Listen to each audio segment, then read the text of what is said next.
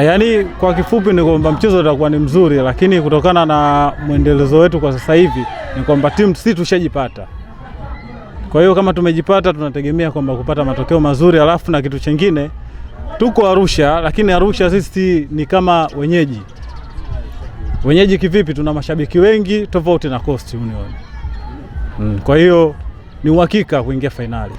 Katika kikubwa mimi naona ni kwamba unajua ile Januari ile dirisha dogo limesaidia kuongeza watu.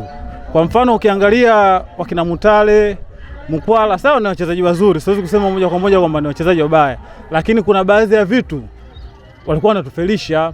Kwa hiyo hao walioongezeka wamekuja kuongeza kitu. Ukimwangalia kama Chama, kama kazaliwa upya, si ndio? Aniseti Oura yuko vizuri.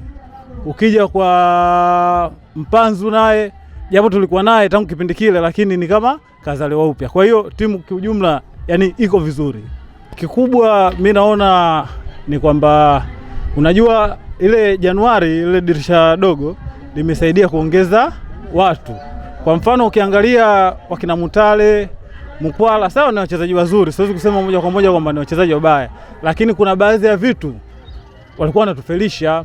Kwa hiyo hao walioongezeka wamekuja kuongeza kitu. Ukimwangalia kama Chama, kama kazaliwa. Hapo kikubwa tuseme ni kuomba Mungu kwanza majeruhi wasiwepo. Alafu na kitu kingine naona ni kwamba tuendelee kuisupport timu. Tuendelee kuisupport timu.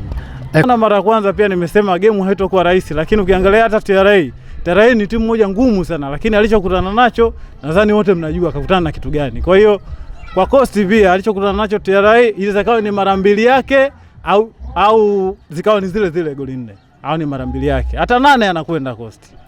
Yaani kwa sasa hivi naweza nikasema kama tayari si ni mabingwa hivi, maana anayeongoza anamhofia nafasi ya pili. Yaani tumepitwa pointi 2, sawa, lakini ni ile kwamba tunasema kwamba ubingwa ni wa kwetu. Kwa sababu gani? Sisi sasa hivi tunacheza kwa kujiamini, alafu na timu kama timu naona mshikamano. Yeye kwenye timu ukiona mshikamano ni kitu kizuri. Lakini kwa wenzetu hao ambao ndo wanatuongoza kwenye ligi yetu, mimi naona kitu kama mshikamano hakuna. Maana haiwezekani kwenye makosa kama ile yaliyotokea wewe unasema kwamba mtu fulani ndo chanzo, mtu fulani ndo chanzo. Hicho kitu kinakuwa hakipo. Kikubwa ni mshikamano. Mshikamano. Yaani mshikamano ndo kila kitu. Kuna kila jambo. Ukiona mshikamano basi kila kitu kitafanyika vizuri.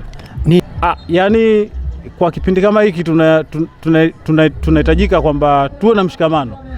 Hapo kwenye mshikamano, yani nadili sana na mshikamano, maana ndio kitu muhimu sana.